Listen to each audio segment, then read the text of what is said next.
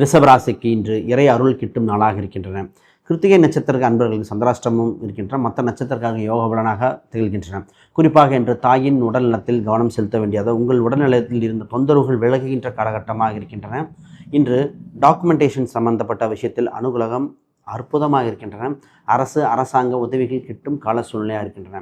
நேர்முக தேர்வு, இது போன்ற இன்டர்வியூ சம்மந்தப்பட்ட காம்படிட்டிவ் எக்ஸாம், இது போன்ற வளர்ச்சிகரமாக இருக்கும். குறிப்பாக ஃபிக்ஸ்டு டெபாசிட் சம்மந்தப்பட்டதுக்கும் இன்சூரன்ஸ் சம்மந்தப்பட்டது அடகு வைத்த பொருளை மீட்கின்ற காலகட்டமாக இருக்கின்றன. இன்று வளர்ச்சி வட்டாரை நோக்கி பயணிக்கின்றன. திருமணம் சம்பந்தப்பட்ட தகவல்கள் குறிப்பாக கவனமாக செய்ய வேண்டும். இன்று பொறுமை காத்தாலே போதும். திருமணம் சம்பந்தப்பட்டதை தவிர்க்கலாம்.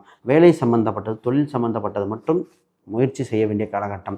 குறிப்பாக தொழில் செய்யும் இடத்தில் தொந்தரவு கொடுத்தவர்கள் விலகுவார்கள். இன்று புது அனுகிரகங்கள், புது கிளைண்ட்டுகள் வருகிற காலகட்டமாக இருக்கின்றன.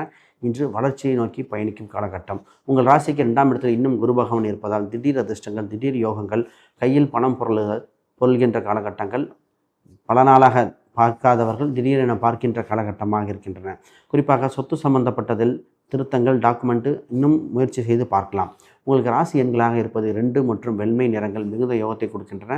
இன்று நீங்கள் வழிபாட்டு தெய்வமாக விஷ்ணு, துர்க்கை மற்றும் ரங்கநாதர் வழிபாடு மிகுந்த யோக பலனை கொடுக்கும் அற்புத திருநாள் இன்று.